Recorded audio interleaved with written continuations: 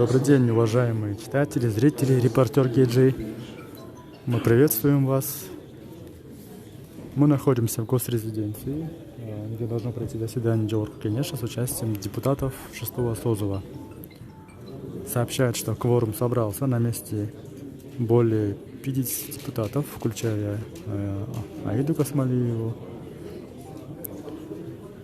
Худека Джапарова, Мирлана Бакирова, Тазабека Икрамова, Ходжабека Распаева и многих других.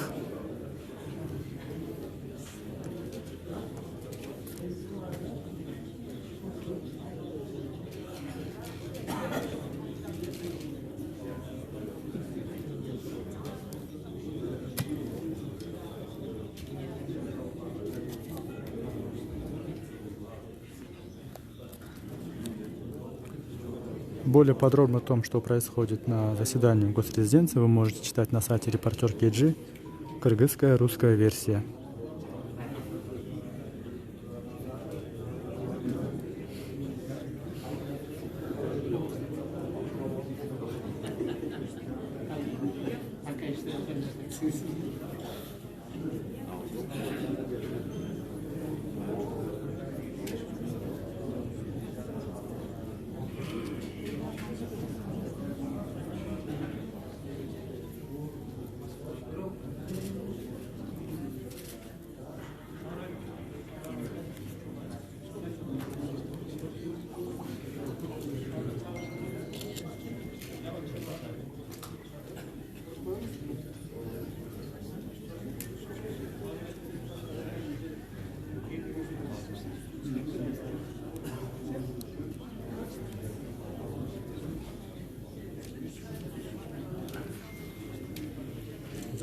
Алло.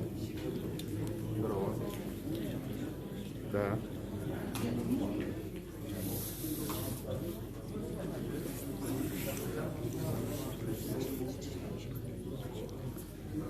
Азыргыча белгисиз башталысы.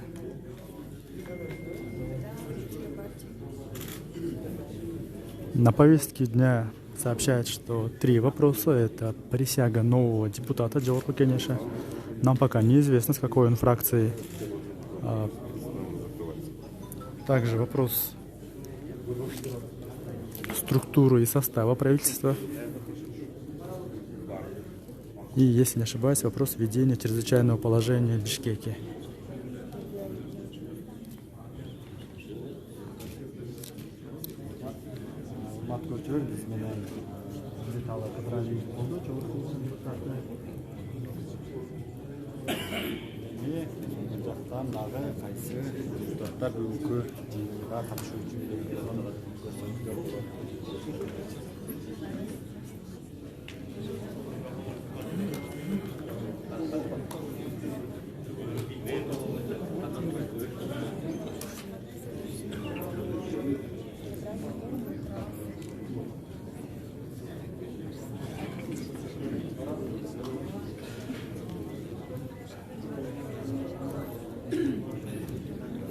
Напоминаем, мы находимся в госрезиденции, где должно пройти заседание Джорджа Кенеша. На месте более 50 депутатов. На повестке дня 3 вопроса. Присяга нового депутата Джорджа Кенеша, структура, состав правительства Кыргызской республики. талаш болду беле шайлап коюптур, дош берип коюптур. Анан негизи туура эле ошол ишеним кат. Негизи регламентте бар каралган, ооба ишеним кат. Бир гана бир фракциядан болуш керек, ошону текшериш керек аппаратчы. Анан бир адамда 2 гана ишеним кат болуш керек. Регламент боюнчачы. Ошондой болсо, анда кворумду жыйнаса болот. Бүгүнкү жыйында эмнелер карала турган болот? Күн тартибинде эмне бар азыр сизде? 2 негизги маселе бул жанагы Бишкек шаарынын аймагында өзгөчө абал киргизүү, экинчиси Кыргыз Республикасынын өкмөтүнүн ишинин программасын бекитүү, түзүлгөн жана курамын аныктоо. Демек азыр премьер-министрди дайындоо деген так жок азыр жок. Ал маселе жок. Вот вопрос, а президент может сам ввести чрезвычайное положение без Джорджа Кенеша? Да, я думаю, что я еще не успела уточнить все детали, но если его указ поступил уже в Жогорку Кеңеш, да, зарегистрирован, то есть это можно уже считать, что... Тогда что вы рассматриваете первым вопросом? То есть уже указ вступил в силу? Там есть, конечно, правило, что Жогорку Кеңеш утверждает, да, указ президента ЧП. То есть это как больше предложение президента поступило? Да, предложение поступило, а Жогорку Кеңеш должен утвердить его. А вы сами... Я считаю, что это такая техническая загвоздка. То есть, если указ президента поступил в Жогорку Кеңеш к спикеру, то уже можно вводить. То есть можно сказать, что в Бишкеке уже введено чрезвычайное положение. Большое спасибо. А кворум есть? Я не знаю, По предварительному пока сколько?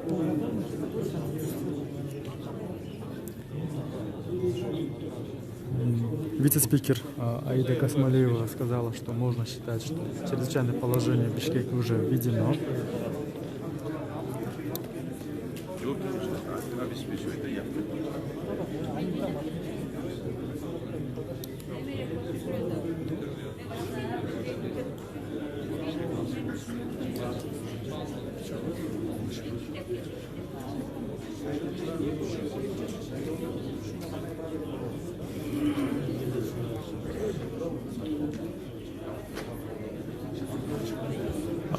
Дает комментарий Акылбек Жапаров. Давайте также послушаем его.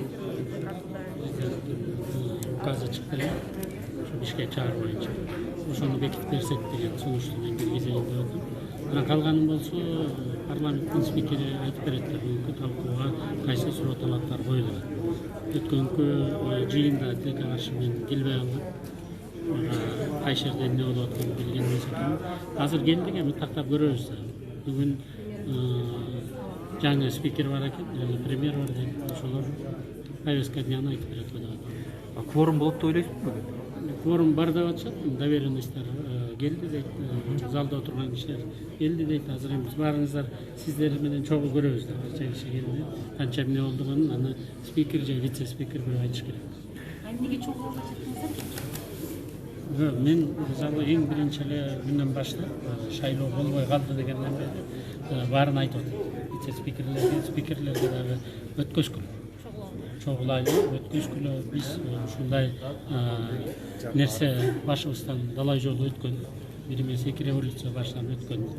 Анан борбордук шайлоо комиссиясынын отчетун угушубуз керек. Эмне үчүн шайлоонун жыйынтыгын алар бекиткен жок. Менин оюм боюнча ушу жана 500 миңге жакын армияда көчмөн шайлоочулар болду. Анан 7% деген да аябай чоң парок болуп калды. Мындан тышкары жана подкуп болду деп атат. Азыркы жаңы технологиялар менен участковый комиссиялардын ичинде эмес, адамдын укугун шайлоо эшиктен сатып алган механизмдер катуу иштейт деп атат.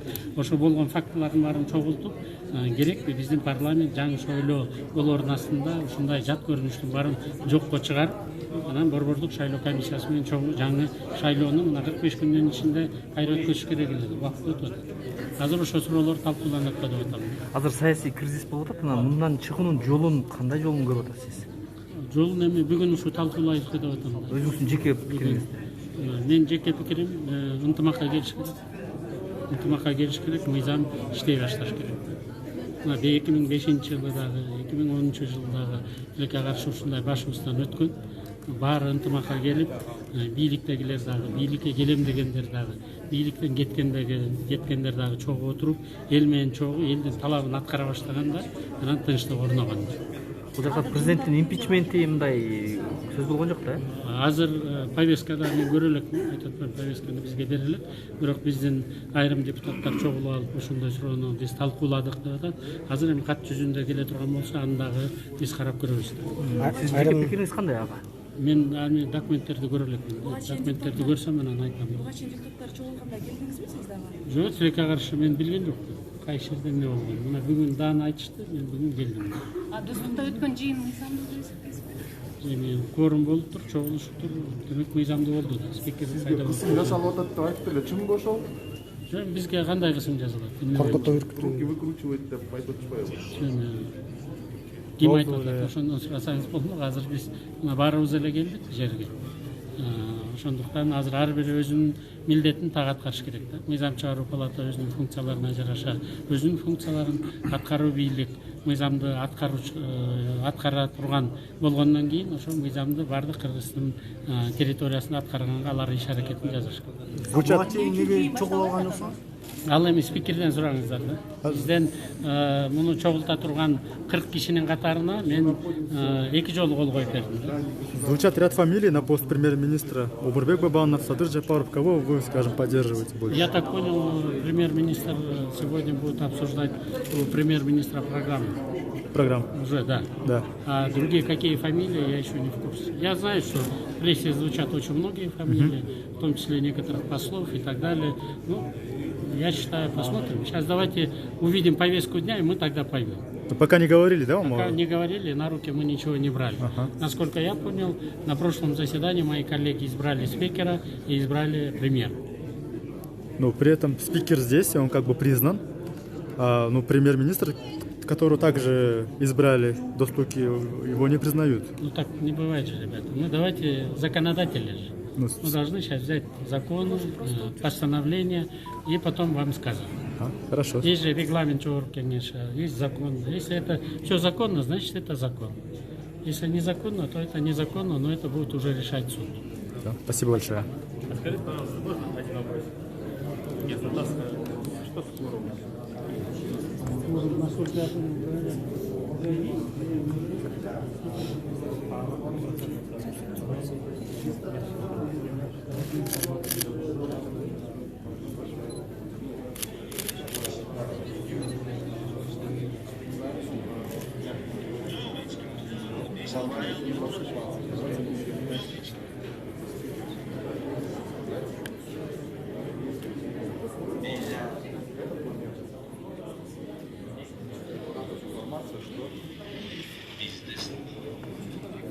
Будет одна только.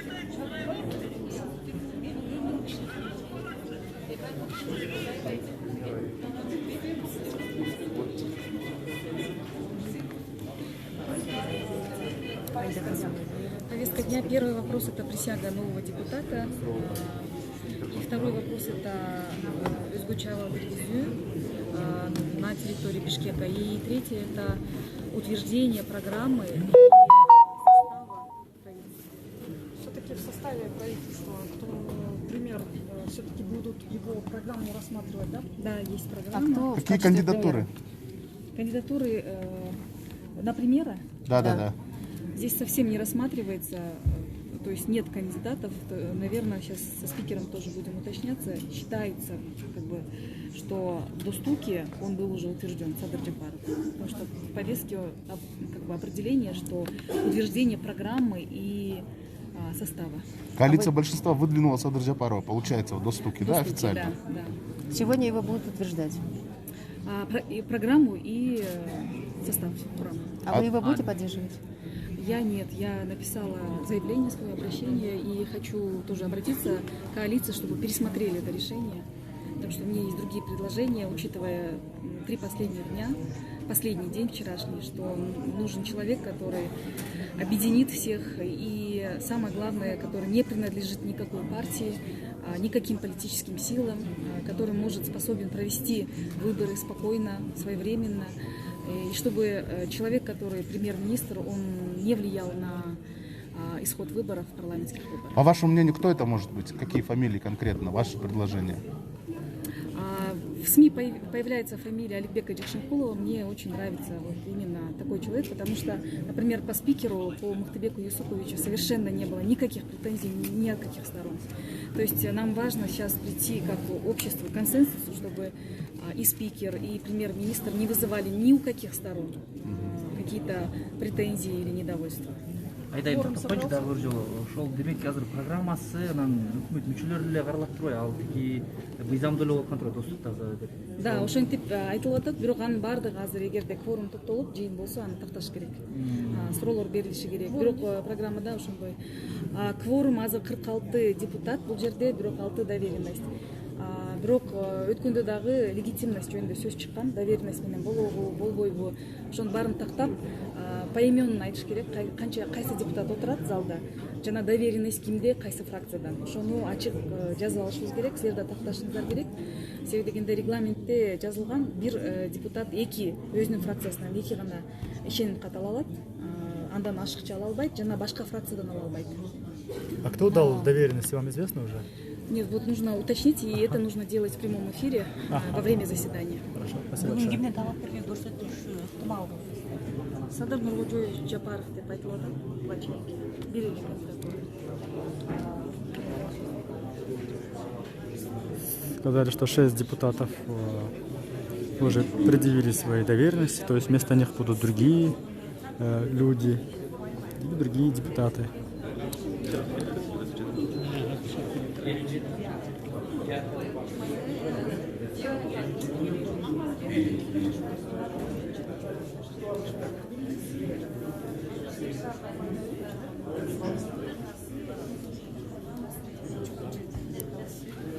Уже 5 часов, заседание еще не началось.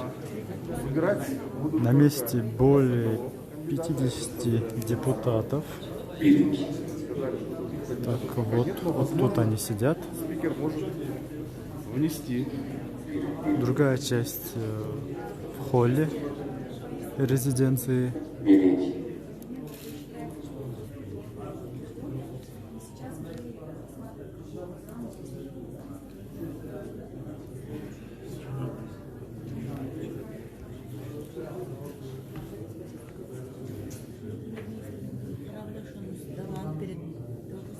Жок, антты жаңы депутаттар экен.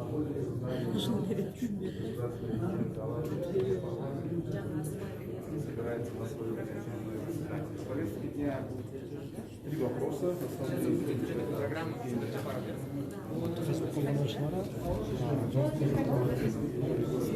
Второе утверждение новых. Ишеним каттары бар. Доверенностьтар мындайча айтканда. Эми тактай турган нерсе ошол жерде эки күн тартибинде эки суроо бар болчу. Биринчи Муктубек Субичти шайлады. Комиссия түзүлдү, бюллетендер болду, эсептөө комиссиясы болду. Анан протоколго кирген ошол кезексиз отурумга катышкан депутаттар жана доверенности алган депутаттардын колдору бар. Биринчи маселе чечилди. Ошол күн тартибиндеги Муктубек Субичти шайлады. Эми билесиңер, интервью берип, азыр фракциялар менен кезигип, журналисттер интервьюсун алып, силер кезип жүрөсүңөр, төрага катары турабы? Ошол эле депутаттар, ошол эле отурумда танаписсиз экинчи суроо Садыр Нуркожоевичти премьер-министрге сунуштап добушун берген. Эмнегедир экинчи маселе талаш тартыш болуп, баягы нелегитимный деген сөз болуп калды да. Бул жерде же болбосо эки маселе тең нелегитимный болуш керек, же болбосо экөө тең легитимный болуш керек. Бүгүнкү күндө мына көчөгүнү көрүп отурабыз, кандай жетекчилер, мамлекетти жетектеген премьер-министрлер, ушулар элди топтоп дүрбөлөң салбай мындай баары эле айтып отурат. Мыйзам таласында чечилди. Чогулуп претенденттер болсо ушундай чечиш керек болчу да. Мен ойлойм, ошондо берген добушунун ар бир депутаттын добушу бар, колу бар. Мисалы мындайча айтканда палата болсо кнопка менен басып коймок, чыкмак. За же каршы. А кол койгону бул далилдейт да өзүнүн добушун. Эгерде фамилия, анан дагы бир нерсени айтып коеюн. Мен мына ошол протоколдорду алып, ар бир фамилияны бирден окудум. Барын колу коюлду, жок болсо бул доверенность менен же жанагы ишеним кат менен кол коюлду деп бүт санын окуп чыктым. Бир фамилиясы калган жок. Ошону эмнегедир мындай чагылдырбайсыңар да. Бул деген ошол отурумду мыйзамдуулугун ошондо далилдегенбиз. Анан кийин ошонун аягында таштарды ыргытып, мына ошол депутаттар качып кол салгандар да болуп кетти да. Анын ичинде мына мен да бармын, ошол жерден биз кеткенбиз. Бирок ошону биздин коомубуз тынчыйт экен деп ошондой чечимге келгенбиз да. Тилекке каршы анан ошол чечимдин экинчи суроосуна каршыбыз деп чыга баштап мына 2 күндөн бери тополоң болуп отурбу. Бүгүн да мына келип анда мисалы убакыты да жок болчу, комитеттерден өткөрүп, баягы мыйзамдын баарын этаптарын өткөрүш. Бүгүн болсо мына үмүтүбүз бар келсе, азыр кворум болсо, кабинет министрдин толук бойдон программасын угуп, кандидаттарын угуп, шарт берип атпайбыз. Даана канча депутат бар эле ошондо? Мына кечээ туура айтып отурат, даана депутаттар ошол списоги бар. Сиз протоколду сурасаңыз, мисалы мыкты күчтө протоколу бар, копиясын алсаңар эле чыгат. Мен азыр даана деп бир цифраны айтсам, илип аласыңар. Себеп мен окуп атканда цифрасын окуп, мисалы тигиндей депутат деп доверенность болсо, по доверенности деп туруп фамилияларын окуп кеткен. Мен ойлойм, силерде видеолор бар. Азыр любой бир санды цифраны айтсам, окшош бир цифра чатак кылып коюшу мүмкүн. Ошону Кечиресиз. депутаттарга кысым болду деген туура эмес. Бул кандай кысым болгон? Мисалы тыштан келген депутаттарды жетелеп келген жок, миңдеген киши турган. Бул туура эмес. Бүт депутаттардан өзүнүн сураса болсо болот. Анан Бактык Самит айтсаңыз, мыйзамдуулук деп калдыңыз. Садыр Жапаровдун ошол убакта соттуулугу бар эмес беле? Эмненин негизинде премьер-министр болуп калды? Ал каралдыбы? Туура түшүнсөңөр, ошондо биринчи маселени чечкенден кийин төраганы шайлап алдык. Модератор Нуктекүш болду, анан айтып ал биринчи сөзүнөн баштады. Сизди мен куттуктаймын, ушул соттун чечимин, ал кандай чечим экен, Верховный соттун чечими деп. Бүгүнкү күндө эми юридикалык норма, аны юристтер бериш керек. Аны дагы талаш тартыш эле чечсе болот. Карап, документтерин алып, мисалы азыр кандай бир талапкер келсе, баарын толук сурайт. Чакыралы, сурайлы баарындай журналисттер менен. Өзүңөр билесиңер, эми баарыңар көрдүңөр, баягы кандай ситуацияда биз отурумда өтүрдүк. Бул деген өтө чоң маселе болчу, бирок ошол отурум мыйзамдуулук кворум бар болчу. Жок десеңиз, мына протоколу бар, ар бир депутаттын колу бар. Соттуулук жөнүндө сурасак, анын соттуулугун билбей туруп эле анан шайлап бериңерби? Соттуулугун билбеш үчүн аны келип документин талап кылыш керек. Талап кылган жоксуңарбы? Талап кылдык, мына ким Муктакишев айтпады, куттуктап, биринчи сөзүн видеоңор бар да. Сиздин ушул чечимиңер менен куттуктайм деп. Биз эми аны далилдеп, биз сыйкырчу эмеспиз да. Бирдемеге ишениш керек. Тышта ызычуу болуп атса, элди ойлолу дедик да, элди ойлодук. Элди ойлодук. Анан эми мен мисалы колумду койгон, элим тынчысын. Жанагындай бөлүнбөсүн. Анан көчөгүнкүдөй 5 миңди алып келип бир площадька чогултуп отурган бой туура эмес да. Өлкөдө ошол убакта бардык башаламандык болуп, мындай мамлекеттик көп органдар иштебей жаткан, анан бир күндүн ичинде кайсы сот кантип актап койгонуна кызыктыңыздарбы? Жок, кызыкты. Мүмкүнбү ошондой? Мүмкүнбү, жокпу, бирок колунда чечим бар болсо, анан мен бир эмени айтып кетет элем да. Саясий күнөөлөр, экономический күнөө менен айырмасы бар, туурабы? Экономический болсо аны деген далилдеш керек. Канча биздин бюджетке акча каражат түшпөй калды, канчасын уурдап кеттик, канча коррупционный схема менен кетти, анын өзүнүн мындай талаптары башкача да. Саясий болсо саясий кырдаал өзгөрүлдү. Юридикалык жагынан мен эч эмесин айта албайм, аны юристтер айтат. Билбей туруп ошо шайлап койгон кандай билбей туруп, кандайча билбей. Сиз айтып атпайсызбы? Төрага окуп берди, тоорага. Сиз туура суроону бериңиз, мен туура жооп берейин. Сиз мени бирдемеден кармалам дебеңиз. Төрага айтты, жаңы шайланган, мен сизди куттуктайм деп. Анан 60 киши ар жакта таш ыргытып атса, качып атса, биз көп нарушение кылдык. Мисалы комитеттен өткөн жок. Туура өтүш керек комитеттерден, фракциялардан өтүш керек. Ошол мыйзамдуулугун сурап атпаймынбы?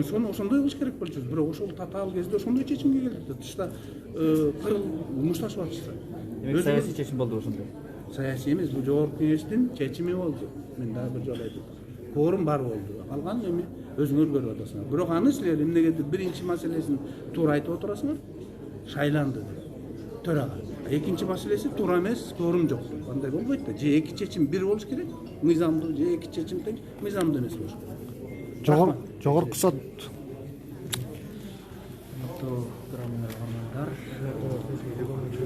Бизде азыр жуурналист юристтерибиз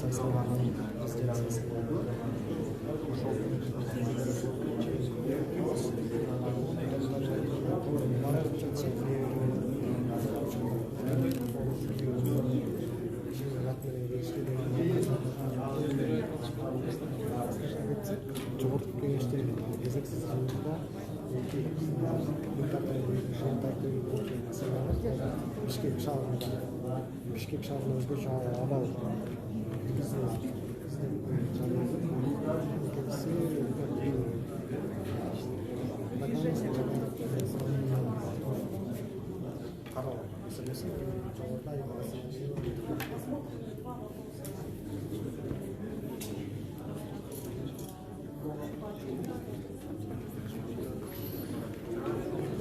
Мы напоминаем, что находимся в госрезиденции Ала-Арча. Должно состояться заседание Джеорку Кенеша. Депутатов на месте более 50. На повестке дня 3 вопроса. Присяга нового депутата. Нам пока неизвестно его данные, из какой он фракции. Также утверждение нового состава и структуры правительства Кыргызской Республики, а также вопрос введения чрезвычайного положения в городе Бишкек.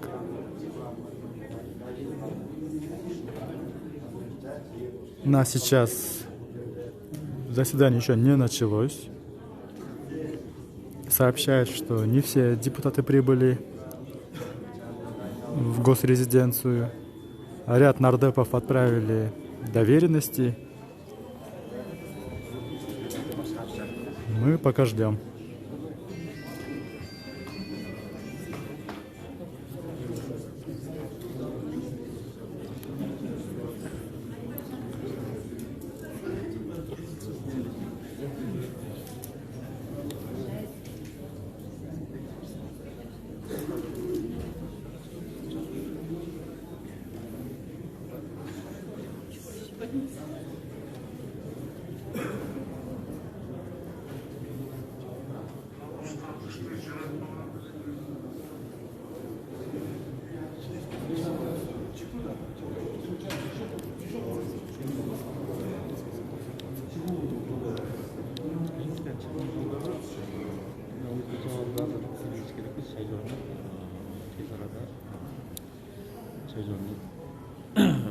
кайсы күнгө болбосун шайлоону тездетип жаңы шайлоо өткөзүлсүн. Баке, вопрос импичмента еще актуален. Сооронбай Жээнбеков сказал, что готов уйти в отставку. Пока эчтеке билбедик, бизге күн тартибинде эчтекени айта элек. Сиз оюңузчачы? Келдик, азыр көрөбүз. Эчтеке деп айта албайм. Садыр Жапаровдун талапкерлигин колдойсуңарбы? Андай маселе жок бүгүн күн тартибинде, азыр эмне бар экенин азыр көрөбүз, эчтеке айта албайбыз. Бизге бир дагы күн тартиби кандай эмне маселе бар экенин чакырганын келдик. Азыр көрөбүз, эми азыр эмне маселе болот экен көрөбүз. Сиздер буга чейин өзүңүз талапкер сунуштабадыңыздарбы?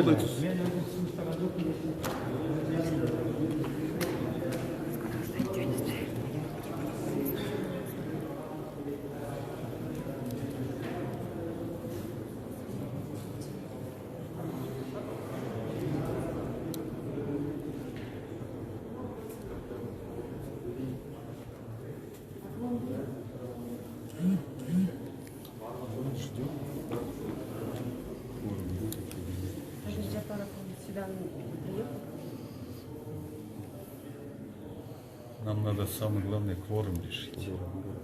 Будет обсуждаться вопрос. Да, а если кворума нет, то тогда и повестку мы не утвердим. А по доверенности кто отправил по доверенности? Какие депутаты? Я не знаю, я не смотрел еще. 6 депутатов, говорю. Я еще не смотрел, говорю. Но единственное, я попросил аппарат, чтобы был полный кворум, чтобы депутаты сами присутствовали, и где-то не менее 60 они должны быть. А если они не придут, вы отмените заседание сегодня? Ну, без кворума мы же не можем. Но если даже доверенные письма принесут? Но это нет, ну в этот раз, я думаю, депутаты должны показать сознательность и обеспечить кворум. Какая повестка стоит? Повестку я еще не буду озвучивать, потому что надо вначале кворум собрать. Мы же не можем собраться уже. Мы же не собирались почти сколько месяцев. Правильно? Потом мы утвердим повестку. Курум болбой калса өлкөдөгү саясий абалды талкуулайсыңарбы? Пикирди кризистен чыгуунун жолдорун. Аны кворум болгондо заседание ачылат. Предварительный состав Отуруп түз отуруп саясатчы катары деле талкуулай. Но это как, мындай дейм, баягы орусча айтканда, приватное обсуждение всегда может быть. Кроме Садыра Джапарова есть другие кандидатуры? Сказали, что вам известно, только вам известно. Мне неизвестно. Почему только мне известно? Ну вот парламентарии сказали, что только спикер может вести нам другие фамилии. Мы слышали только Садыра Джапарова. Нет. Давайте пока не будем мы о конкретных фамилиях. А предварительный состав? Нам надо, еще раз говорю, надо собрать кворум, чтобы открыть заседание. Саясатчы катары, депутат катары өзүңүз ушу кечээки саясий абалды кандай баалайсыз? Мен кечөөнү Азыр Атамбаев деле кармашып туруп. Мен кечөөнү кыргызстандыктарга мындай кайрылуу жасабадым. Амбициялардын баарын, саясий көз караштардын баарын кичине убактылуу токтотуп, бир консенсуска келбейли. Ар бир адамдын кызыкчылыгы менен биз кете бере турган болсок, анда мамлекет ким ойлойт? Бирөө ойлош керек. Туурабы? Мына ошонун бүтүн баарына келгиле биз кеңешели десек, мына саясий конъюнктуранын негизинде да келбей атышпайбы. Вот 10 лет назад была аналогичная ситуация, когда вы тоже также помогали решать, да, то есть стабилизировать обстановку, да? Я в 2005 году. Да, вот, В 2005 году я исполнял обязанности министра внутренних дел 25 марта. Мы тогда быстро стабилизировали ситуацию. И в 2010 году, конечно, я как гражданин Кыргызстана это все видел, больно было. А вот 2020 год, конечно, это уже абсолютно совсем другая политическая ситуация. Опять же, после выборного процесса. И в связи с этим я еще раз настоятельно хотел бы, чтобы депутаты собрались. Я вам, уважаемые журналисты, скажу одно. По конституционному закону о чрезвычайном положении депутаты в течение суток сами должны прийти, собраться и обсудить введенное чрезвычайное положение. Но политическая конъюнктура мешает. Многие же депутаты или политики же говорят, Абдулдаев, он прекрасно знает нормы закона, нормы Конституции, но в то же время вот на оперативные, нестандартные шаги идет топчи. Но там другая ситуация. А здесь, когда чрезвычайное положение введено, то тогда депутаты должны показать абсолютно государственную позицию и должны принимать участие на заседании Жогорку Кеңеш. Жогорку сот Садыр Жапаровдун акталган акталбаганы боюнча чечим жаңылык таратты, акталган эмес. Жөн эле башкы прокуратурага тергөөгө жиберилген депчи. Демек, достуктагы жыйындын мыйзамдуулугу кандай болуп калган? Жок, бул жерде мыйзам боюнча менин окуганым, укканым боюнча Жогорку сот мурунку соттолгон актылардын баарын тең жокко чыгарып, кайра биринчи инстанцияга жөнөттү. Туурабы? Демек, процесс кайра райондук, шаардык Жогорку сот менен өтүш керек. Демек, тергөөдө. А тергөөдө жүргөн адам соттоло элек деп чечилет. Сиз демек ал документти көргөнсүз да? Документти биз көрүп, документти даже бүт интернетке эле жарыялап атпайсыздар. Ошол учурда мамлекеттик органдардын баардыгы иштебей турганда кандай ал документ менен алынып калды? Сот иштеп атты. Сегодня кандидатуру Садыра Джапарова, его программу, да, будете рассматривать? Я еще раз хочу сказать, я уже 5-й раз говорю, нам надо сегодня собрать кворум для проведения заседания. Как видите, вы, уважаемые журналисты, кворум пока не обеспечивается.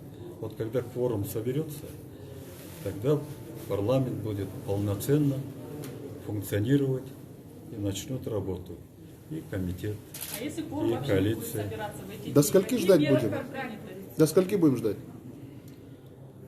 Ну, есть такая крылатая фраза.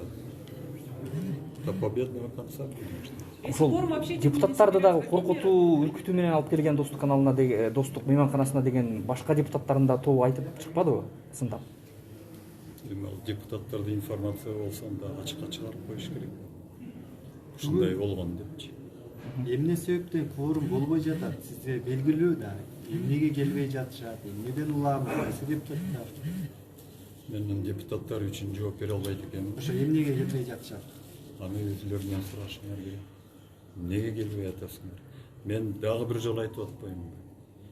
Жанагындай болуп, кырдаалды түздөп, стабилдештириш үчүн жана эме киргенде кырдаал боюнча өзгөчө абал. Депутаттар өзлөрү айттырбай эле мыйзам боюнча чогулуш керек. Мен кечээ дагы айттым аны. Интернет сайттардын баарына чыкты. Мына бүгүн да айтып атам. Мен күтүп атабыз. Кворум болбой калса өзгөчө абал кирбей калабы дейм, бекилбей калабы? Өзгөчө абал мыйзам боюнча ал президент указ кол койгондон кийин ал күчүнө кирет. Кол коюлгандан кийин. Мыйзамдын нормасынын негизинде бизге парламентке президенттин чыгарган жарлыгы келип түшкөндөн кийин биз аны 3 сутканын ичинде карашыбыз керек. Карап туруп, же жокко чыгарабыз, же аны колдоп беребиз. А эгерде 3 сутканын ичинде парламент карай албай калса, ал анда өзү автоматически күчүн жоготот. Демек 3 күндөн кийин өзгөчө абал болбой калат экен да, силер кворумга чогулбай калса. Мыйзамдын мен тили менен сүйлөп атам. При каких обстоятельствах парламент Демек, азыр 3 күндүн ичинде... Можно, да, коллеги, я же задаю вопрос. Если мы не сможем собрать кворум, то тогда парламент, конечно, будет уже как ветви власти, он уже будет отсутствовать. И это означает уже распуск? 3 күндүн ичинде чогулбай калсаңыз азыр демек өзгөчө абал күчүнө кире береби 3 күнгө чейин? Мен дагы бир жолу айтайын. 3 сутканын ичинде өзгөчө абал күчүндө болот. Эгерде парламент чогулуп аны карай албаса, анда ал өзү автоматически күчүн жоготот. Азыр 57 депутаттар айтышат, ошо 57-нин канчасы ишеним катарып турат? Мен билбейт экенмин. Мен айтып атам, кворум кылыш керек. Кворум болуш керек да өзү. Урматтуу журналист. Кворум болгондон кийин Канча жол болбаса да самороспуск және действительно самороспуск деген бул өзү нормада абдан татаал. Мыйзамдачы. Ал жерде 3-төн 2-синин саны менен самороспуск болуш керек. А бу жерде биз өзү көпчүлүктү чогулта албай атабыз. Ал жерде 81 депутат келиш керек. Есть какие-то меры предусмотрены, если вот кворум все время не собирается, он должен принять важные меры? Недееспособный может признать парламент или что? Мен айттым ғой, сиз айткан сөздөрчү. Жок, эгер кворум чогулбаса... Своим мнением поделился спикер Жогорку Кенеша Мухтабек Абдулдаев.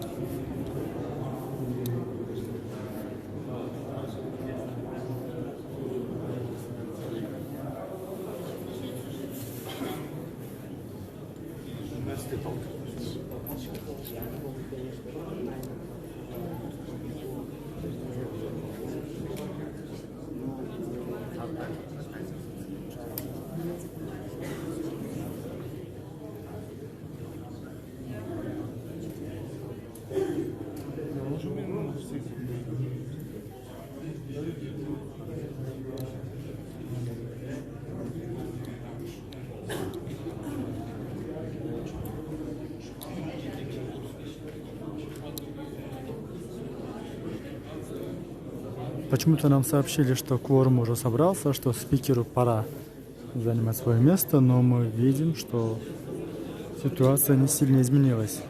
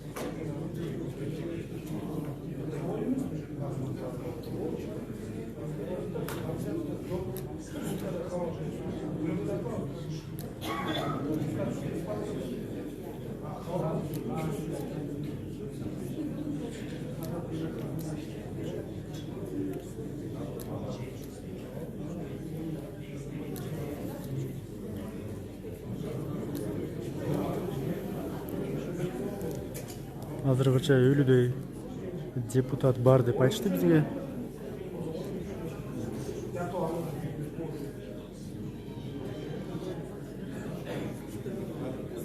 Напоминаем, что на повестке 3 вопроса. Присяга нового депутата Джорху Кенеша, утверждение состава и структуры правительства, вопрос введения чрезвычайного положения в Кыргызской республике, в городе Бишкек. То есть не по всей стране был введен ЧП.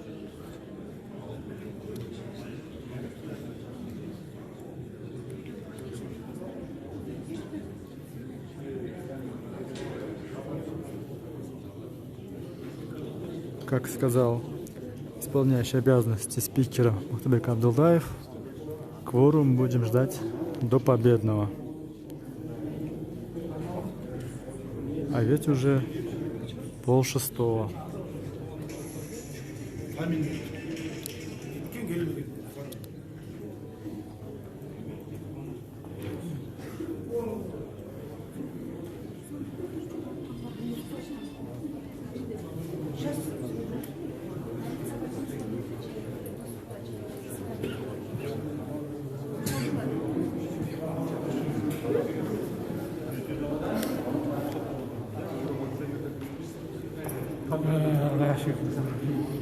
На месте также министр юстиции Марат Жаманкулов.